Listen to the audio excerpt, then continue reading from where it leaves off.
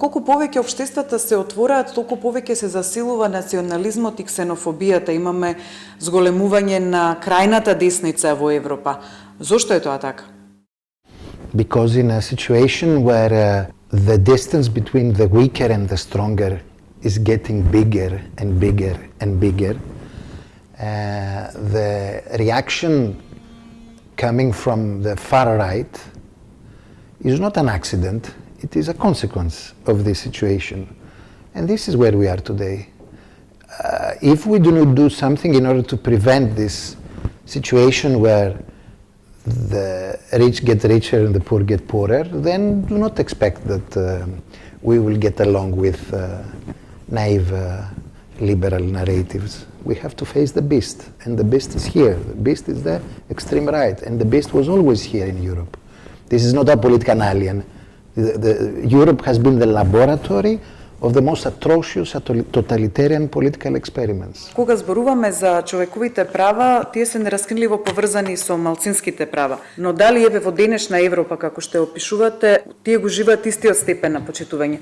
In our days we have the emergence of new minorities, which is the result of recent migration and refugees flows. And this shifts the focus. So it's not anymore the classic paradigm where we have next to the borders a minority which feels affiliated to a kin state which is on the other side.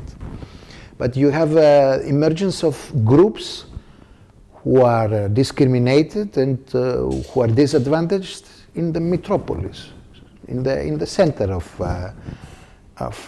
the territories.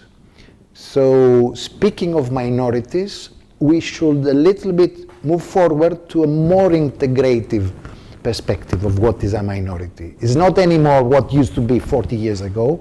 We need to think of minorities in a more dynamic way. Obviously, when we speak of such groups, then groups who are weak, groups who are vulnerable, this is where our whole narrative of human rights is tested.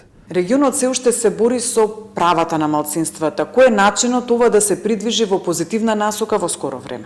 Obviously there are different models. I mean, the Greek model is a model based on assimilation. The only way to be integrated is to assimilate yourself. This is the Greek model of dealing with minorities. This is the French idea. One state, one nation, one language. Forget the rest. Here in North Macedonia you have another model, which is more diversity, more coexistence, sometimes more bifurcation of societies, tribalization of society, and so on. So everyone has his own model. So the idea for me is a little bit to find a way where integration of individuals should be done with some respect to dignity.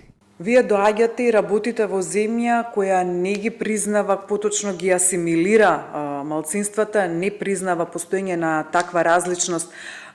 Дали постои предвижување во грчкото општество за признавање на токму таква различност или вие како експерт за човекови малцински прашања се борите со ветерници?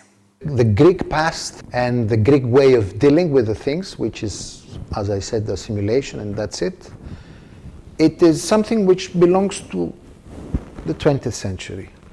Today, in a situation where in Greece you have 1 million migrants, you have refugees coming and so on, it is difficult to pretend that you have nothing.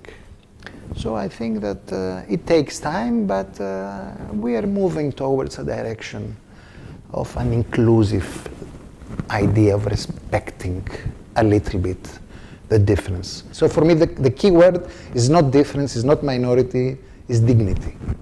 And I think that the latest developments between our two countries, particularly with the signing of the Prespa agreement, goes in this direction.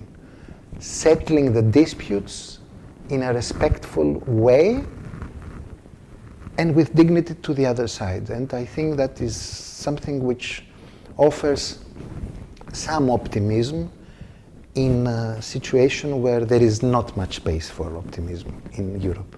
Каква беше реакцијата во Грција на француското вето? Not very well, I have to tell you. It was very awkward. There is a contradiction here. On the one hand, you had the dispute, but Greece is traditionally, for obvious reasons, one of the most vocal countries towards the integration of the Western Balkans within the European Union. So the French veto did not help our countries. Hopefully we will do our best in order to correct the situation. Ви благодарам на интервју.